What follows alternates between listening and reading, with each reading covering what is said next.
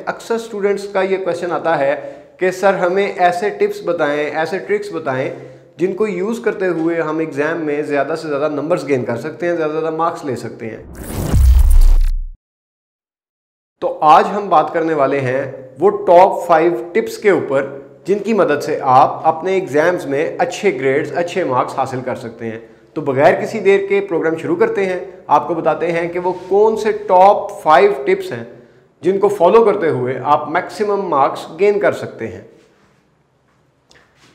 Number 1, attempt all questions. Dear students, आप में से अक्सर स्टूडेंट सबसे ज़्यादा जो गलती करते हैं वो ये है कि एग्जामिनर फॉर एग्जाम्पल पूछता है कि आप 5 क्वेश्चंस को अटेम्प्ट करें। आप 4 क्वेश्चन अटेम्प्ट करते हैं और आपको लगता है कि मेरे तो 15-15 मार्क्स आ जाएंगे आउट ऑफ 20, तो मेरे तो 60 मार्क्स वैसे ही बन जाएंगे, तो मुझे तो एक क्वेश्चन और करने की ज़रूरत ही नहीं, मैं वैसे ही पास हूँ। ये वो फर्स्ट ब्लंडर है जो आप लोग अपने एग्जाम्स में करते हैं। एग्जामिनर्स को ये क्लियर इंस्ट्रक्शंस होती हैं यूनिवर्सिटीज़ की तरफ से कि वो नंबर ऑफ अटेम्प्टेड क्वेश्चंस को भी चेक करें, और अगर कोई स्टूडेंट फुल क्वेश्चन अटेम्प्ट नहीं करता तो एग्जामिनर की हत्तोलिम्कान कोशिश होती है उसको फेल करने की। तो आपने ये मिस्टेक अवॉइड करनी है। अटेम्प्ट ऑल क्वेश्चंस का मतलब है अटेम्प्ट ऑल क्वेश्चंस। दूसरी टिप जो मैं आज आपको बताऊंगा वो ये है कि आप अपने पेपर की प्रेजेंटेशन को इंप्रूव करने के लिए 2 कलर्स का इस्तेमाल करें जो हर यूनिवर्सिटी से भी अलाउड है। One is black and one is blue. अपनी जनरल राइटिंग के लिए जो आप फाउंटेन पेन से या बॉल पेन से लिखेंगे उसके लिए यूज कीजिए ब्लू, और अपनी प्रेजेंटेशन के लिए ब्लू एंड ब्लैक दोनों मार्कर्स का इस्तेमाल करें। इससे ये होगा कि आप अपने क्वेश्चन के मुख्तलिफ हिस्से जो मुख्तलिफ हेडिंग्स के जरिए एग्जामिनर को बताना चाहते हैं, हाईलाइट करना चाहते हैं, वो एक बेटर प्रेजेंटेशन मॉडल पे आ जाएंगे। और ब्लू और ब्लैक फॉन्ट्स को इस्तेमाल करते हुए आप एग्जामिनर को एक अच्छा इंप्रेशन भी क्रिएट कर सकेंगे ताकि आपको वो मार्क्स देते वक्त अपना माइंड रिलैक्स रखे। लॉ एग्जाम्स में फ्लो चार्ट या डायग्रामेटिकल प्रेजेंटेशन इंतहाई ज़रूरी है, क्योंकि हर क्वेश्चन किसी ना किसी ऐसे टॉपिक से रिलेट कर रहा होता है जिसमें ज़रूरत से ज़्यादा मवाद या मटेरियल आपके पास अवेलेबल होता है। जैसे आप स्टूडेंट्स अक्सर ये कहते हैं कि सर हमारे पास मटेरियल बहुत ज़्यादा है, हम उसको सम अप नहीं कर पाते, मैनेज नहीं कर पाते। उस मटेरियल को ज़्यादा बेहतर तरीके से प्रेजेंट करने के लिए कोशिश किया कीजिए कि हर सवाल के अंदर, हर टॉपिक के अंदर कम से कम एक फ्लो चार्ट का इस्तेमाल ज़रूर कीजिए।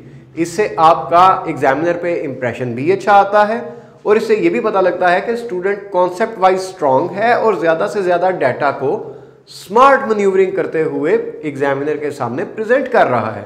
तो फ्लो चार्ट अपने हर टॉपिक के अंदर एक ज़रूर ड्रॉ कीजिए, और अगर फ्लो चार्ट ड्रॉ करने के बारे में सीखना चाहते हैं तो हमारी दीगर वीडियोस से रुजू कीजिए जहां पे आपको फ्लो चार्ट के ट्रिक्स भी बताए जाएंगे। एक और मिस्टेक जो बहुत ज़्यादा LLB एग्जाम्स में देखने में आती है वो ये है कि स्टूडेंट्स को ये हाव नहीं होती कि उन्होंने क्वेश्चन को कंक्लूड किस तरह करना है। आपके सामने क्वेश्चन पेपर आता है, आप उसमें से अपना एक टॉपिक देखते हैं कि भाई मुझे ये टॉपिक आता है, मुझे इसकी आउटलाइन भी याद है और मुझे इस पे मटेरियल भी याद है, तो मैं ये क्वेश्चन अटेम्प्ट करूँगा। मगर वो स्टूडेंट्स आमतौर पे ये भूल जाते हैं कि एग्जामिनर ने उनसे क्या पूछा है उस टॉपिक के बारे में, क्योंकि टॉपिक्स इतने लेंथी हैं तमाम सब्जेक्ट्स के कि आप उसको एक क्वेश्चन के अंदर सम अप नहीं कर पाएंगे। तो एग्जामिनर जो हर क्वेश्चन में 2 से 3 बातें पूछता है, आपने उनका ख्याल रखना है। क्वेश्चन पेपर को रीड करके क्वेश्चन को अच्छी तरह समझ के आपने आंसर करना है, और जो क्वेश्चन एक क्वेश्चन के अंदर सब क्वेश्चंस की सूरत में एग्जामिनर आपसे डिमांड करता है, आपने उसको फुलफिल करना है मुख्तलिफ हेडिंग्स बनाकर जो उस टॉपिक से रिलेटेड होंगी। उसके लिए आपको पता होना चाहिए कि आपने अपने क्वेश्चन को कैसे फिनिश करना है। आया आपने एंड पे कंक्लूडिंग थॉट्स देने हैं, या आपने एनालिसिस करना है, या क्रिटिकल इवैल्यूएशन करनी है। मोस्टली स्टूडेंट्स नॉवलिश वर्ड्स भी हेडिंग्स में यूज करते हैं, प्रोलॉग, एपिलॉग, फाइनल थॉट्स, ऐसे वर्ड्स को अवॉइड किया कीजिए और जो एक सेटल्ड प्रिंसिपल है, जो नॉर्म अडॉप्टेड है, उसका इस्तेमाल किया कीजिए। मिसाल के तौर पे अगर आप कोई अथॉरिटी कोट करना चाहते हैं किसी टॉपिक को कंक्लूड करने के लिए, और एग्जामिनर ने भी आपसे किसी टॉपिक पर इंफॉर्मेशन या ऐसे एक नैरेटिव की सूरत में मांगा है, तो आप उसमें अपने कंक्लूडिंग थॉट्स के साथ साथ फेमस कोटेशंस, नरेशंस भी कोट कर सकते हैं। उसको आप बोल्ड तरीके से कोट करेंगे मार्कर्स के इस्तेमाल के साथ टू मेक इट प्रोमिनेंट, और एग्जामिनर आपको उस चीज़ से इंप्रेस होके पॉजिटिव इमेज देगा, जिससे आपके मार्क्स के ऊपर भी असर पड़ेगा। इसी तरह जब एग्जामिनर आपसे आपका पॉइंट ऑफ व्यू पूछता है या आपको एग्जामिन करने को कहता है कि आपकी अंडरस्टैंडिंग क्या है किसी टॉपिक के ऊपर, तो ये अंडरस्टूड बात है कि उस क्वेश्चन में वो आपसे कंक्लूजन या क्रिटिकल थॉट नहीं मांग रहा, बल्कि आपसे आपका पर्सनल एनालिसिस मांग रहा है। तो ऐसे क्वेश्चन की एंडिंग आप एनालिसिस की हेडिंग के साथ करेंगे और कोशिश करेंगे कि उस सब्जेक्ट के बारे में जो आपका नॉलेज है, जो आप सम अप करते हैं 3 से 4-5 लाइंस में, वो आप 5-4 लाइंस का एनालिसिस एग्जामिनर को क्या देते हैं। तो बहुत ज़रूरी है कि आप लोग इस बात पे फोकस करें कि आप अपने क्वेश्चन को अंडरस्टैंड कैसे करते हैं जो एग्जामिनर ने पूछा, और उसको कंक्लूड कैसे करते हैं एग्जामिनर के मुताबिक या अपने मुताबिक, क्योंकि एग्जामिनर ने आपको मार्क्स देने हैं अपने मुताबिक हल किए हुए पेपर के। आखिरी टिप जो आपको एग्जाम्स में बहुत अच्छे मार्क्स दिलवा सकती है वो उस एग्जाम की मैनेजमेंट है। Point number 5, utilise time to your advantage. इसका मतलब ये है कि अपने टाइम को अपने फायदे के लिए इस्तेमाल करें। बहुत कॉमन मिस्टेक्स जो स्टूडेंट्स एग्जामिनेशन हॉल में बैठ के करते हैं, उनमें एक मिस्टेक ये होती है कि स्केल्स का इस्तेमाल करते हैं लाइंस लगाने के लिए, मार्जिन्स बनाने के लिए आंसर शीट के ऊपर, जो कतई गैर ज़रूरी है। आप तो सिर्फ आंसर शीट पकड़ के उसकी 2 साइड्स 1 इंच या 1.5 इंच तक फोल्ड कीजिए और वो नेचुरली मार्जिन आपको लगा हुआ मिल जाता है। स्केल का इस्तेमाल जहाँ टाइम कंज्यूमिंग है वहाँ पे उसको सिमेट्रिकल रखना भी ज़रूरी होता है, अदरवाइज वो आपकी प्रेजेंटेशन ख़राब करना शुरू कर देता है। तो उसको अवॉइड करते हुए वेव फॉर्म में आप लाइनिंग कर लिया करें। जैसा कि आप देख सकते हैं, मैंने इसको स्ट्रेट लाइन में नहीं खींचा स्केल के इस्तेमाल से, बल्कि बहुत तेज़ी से इसको मैंने, और ये बुरा भी नहीं लगता। तो आप स्केल को अवॉइड कीजिए, वो आपके लिए टाइम कंज्यूमिंग होगा। सेकंड, स्टूडेंट्स एक और मिस्टेक बहुत ज़्यादा करते हैं, वो ये कि क्वेश्चन पेपर के ऊपर लिखे हुए क्वेश्चन को आंसर शीट पे रिप्रोड्यूस करना शुरू कर देते हैं। Question number 6 so and so and so and so, जो कतई गैर ज़रूरी फेल है, इसकी आपको कोई ज़रूरत नहीं है। आप तो बस क्वेश्चन पेपर के ऊपर दिया क्वेश्चन का नंबर और उसके नीचे आंसर लिखना शुरू कर दें।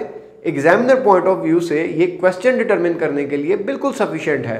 फॉर एग्जाम्पल, अगर क्वेश्चन नंबर 4 आपको क्वेश्चन पेपर का बहुत अच्छे से आता है और आप सबसे पहले क्वेश्चन नंबर 4 को अटेम्प्ट करना चाहते हैं, तो आप अपनी आंसर शीट के टॉप पे लिखेंगे क्वेश्चन नंबर 4, नीचे कुछ नहीं लिखेंगे, आंसर का हेड देंगे, इंट्रोडक्शन देंगे और आप वो टॉपिक लिखना स्टार्ट कर देंगे।